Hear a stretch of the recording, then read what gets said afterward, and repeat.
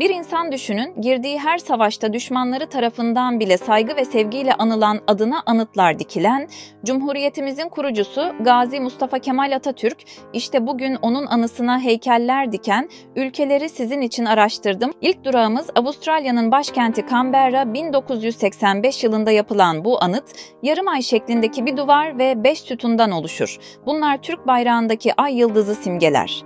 Merkez sütunda Atatürk'ün bronzdan bir büstü vardır. Anıtın ortasındaki zaman kapsülüne ise Çanakkale'deki savaş alanından getirilen toprak yerleştirilmiştir.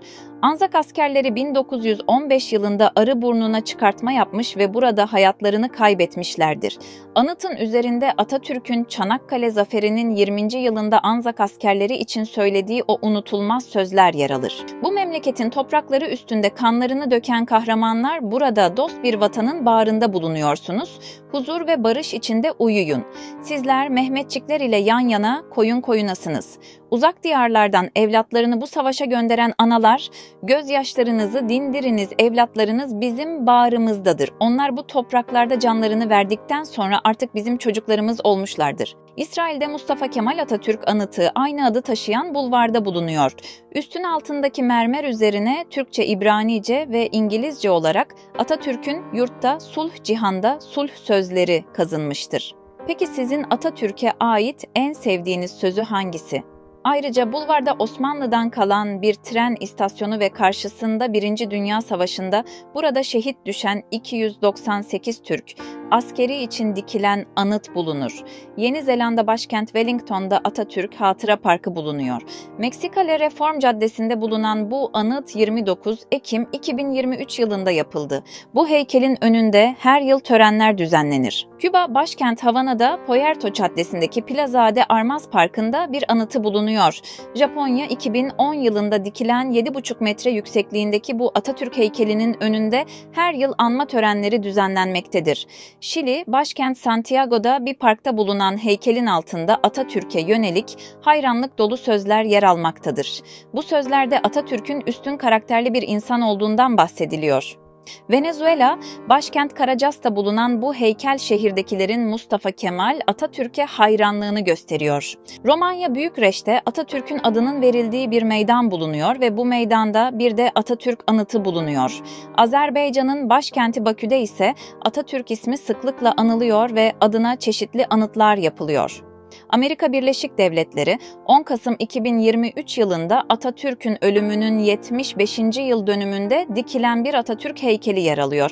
Kırgızistan burada 1995 yılında Atatürk isimli bir park yapıldı. Ardından ise 10 Kasım 2015 yılında parka Atatürk heykeli de yapılmıştı. Macaristan, Macar halkının Atatürk sevgisinin çok farklı olduğu söylenebilir. Hatta ülkedeki okullarda Atatürk başarının, iyiliğin ve pek çok erdemin örneği olarak çocuklara öğretiliyor. Başbakanı bu yula göm yaptığı bir konuşmada şöyle demişti: "Türklere karşı 3 noktada güçlü bir şekilde bağlıyım. Birincisi aynı ırktan olmamız, ikincisi yüksek askerlik yetenekleri ve üçüncüsü ulu önderleri Atatürk'ün dehasıyla yapılan büyük inkılaplarıdır. Bu yüzden bu ülkede Atatürk anıtları da bolca bulunuyor." Kazakistan, 2009 yılında ülkenin Cumhurbaşkanı tarafından açılışı gerçekleştirilen Atatürk heykeli Yeşil Nehri kıyısındaki bir parkta bulunuyor.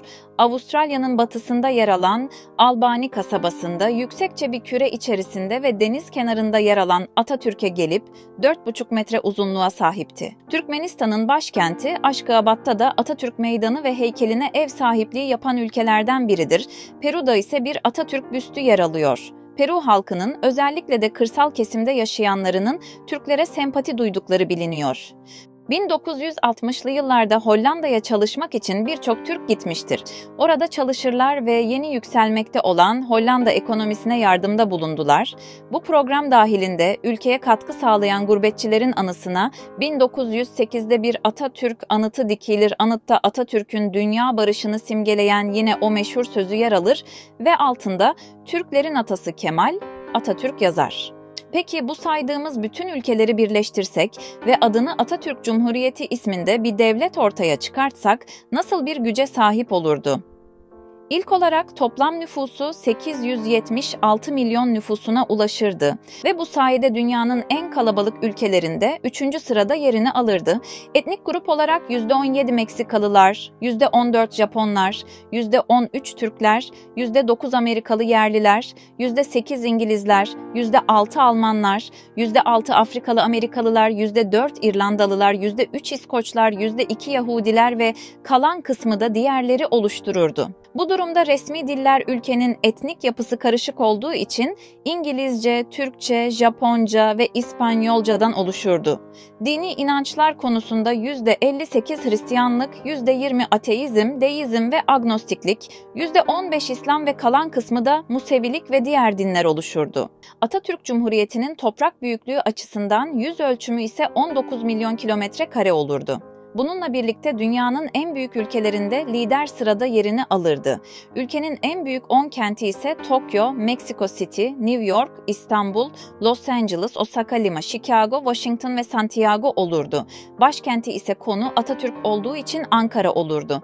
Ekonomik olarak verilerine baktığımızda toplam gayri safi yurt içi hasılası 40 trilyon 910 milyar dolar civarında seyrederdi ve bu sayede de dünyanın en büyük ekonomilerinde yine 1. sırada olurdu.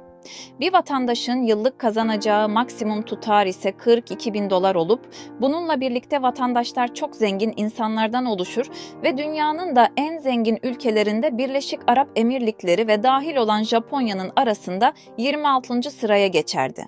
Böyle bir durum hakkında ne düşünüyorsunuz? Son olarak söylemek istediğim söz ne mutlu Türk'üm diyene. Bunun daha sonuna geldik. Vakit ayırdığınız için teşekkür ederim. Videomuzu beğendiyseniz beğenmeyi ve abone olmayı unutmayın.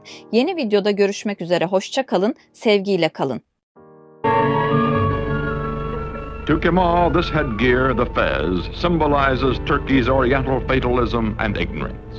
He will abolish it.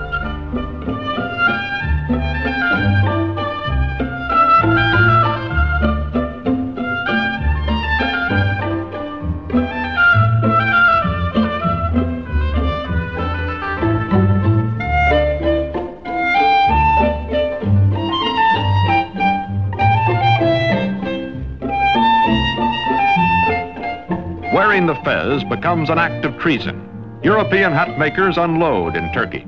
But woe betide the foreigner who dares laugh at a Turk in his new hat. More than 90% of Turkey's 13 millions are illiterate. Mustafa, who earned in school his second name, Kemal, meaning excellent, himself takes charge of replacing the difficult, obsolete Arabic script. A new Latin alphabet, a revised and standardized Turkish language are prepared by experts bullied into haste by Kemal.